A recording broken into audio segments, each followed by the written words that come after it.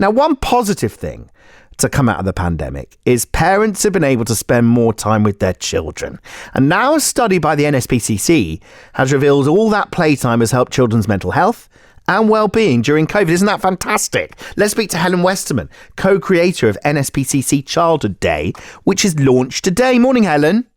Good morning. Hello. So is it today, Childhood Day?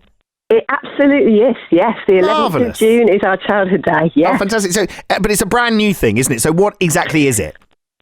Basically, we all recognise that the last year is created lots of problems for us as a family, families and children, and we could all do with a bit more play in our lives. So whether you're 5 or 85, we're encouraging people to come together today, families, workers, come together and do something fun, raise some money for the NSPCC and organise a play activity. And there's still time to do one if you want to host something this weekend or even donate to the organisation. But yeah, recognising the importance of play for this generation that's missed out last year. Well, the weather's going to help, isn't it? You've chosen the right weekend.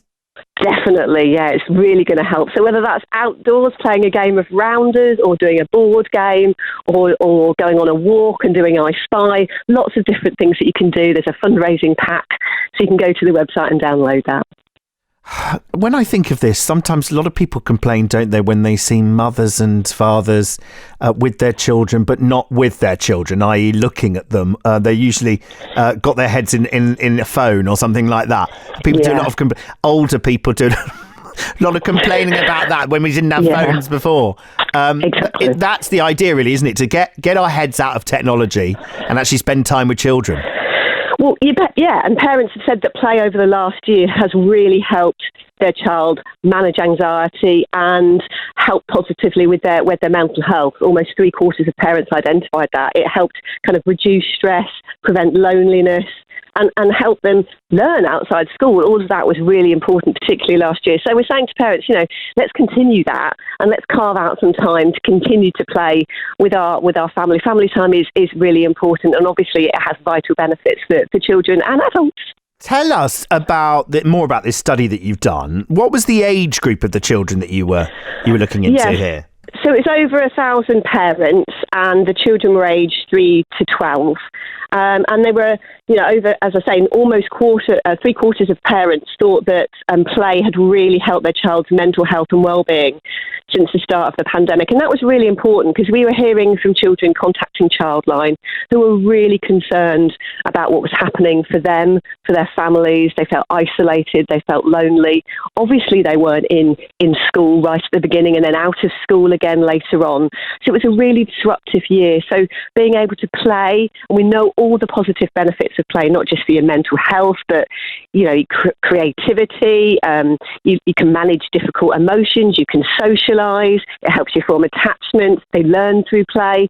So actually, with the backdrop of all of that, play was one thing that really helped to keep children well. And obviously you're saying that that's great for the parents at home who played with their children and realised this over the pandemic. But what are the negative impact of children who haven't been able to socialise with friends? Because that's really important, as you were mentioning there. Of course it is, yeah. And we did hear from children that felt incredibly isolated and lonely, perhaps spending more time online. And indeed, some of our earlier research showed that children who were going online and identifying as lonely were at more risk of being contacted perhaps by people that they don't know, and perhaps entering into relations online that were risky or unsafe.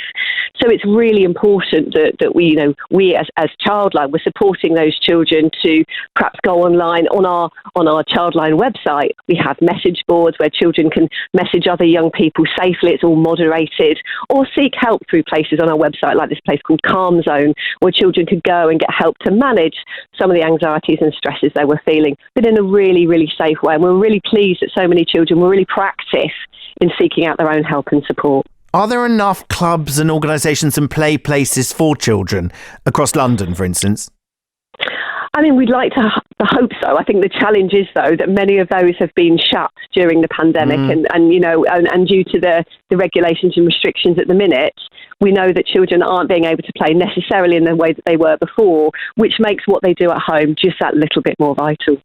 It's great. I always remember being a Cub Scout. I mean, it's wonderful to join those uniformed organisations, isn't it? Because they really do help with all of this too, don't they?